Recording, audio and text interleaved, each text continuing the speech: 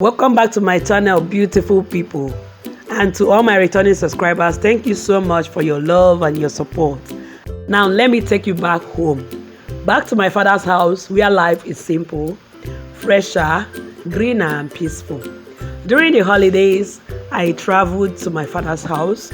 Then I found myself doing something I hadn't done in ages, which is washing bitterleaf. Growing up, I hated to wash bitterleaf, but my mother would always pluck those bitterleaf and ask me to wash them.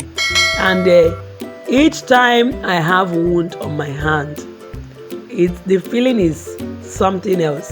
The bitterleaf will pepper that wound, but the good news is that as soon as I finish that washing, the wound automatically heals.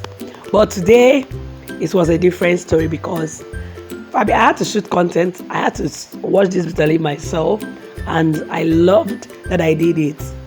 So in this video, I'll show you how to wash bitterleaf the traditional way, just the way our mothers and grandmothers taught us. So I first of all plucked this bitterleaf and headed straight to spray them under the sun. This is to help firm up the bitterleaf so that they don't break apart when I'm squeezing them. If you don't want to sun your bitterleaf, you can use salt to achieve that firmness.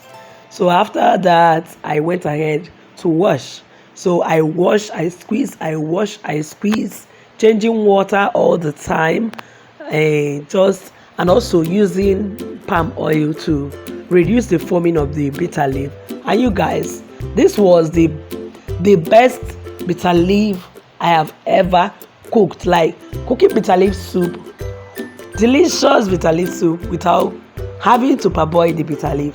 And I made the bitterleaf soup and it was delicious. So stay tuned to my channel because I'll be posting the bitterleaf soup very soon.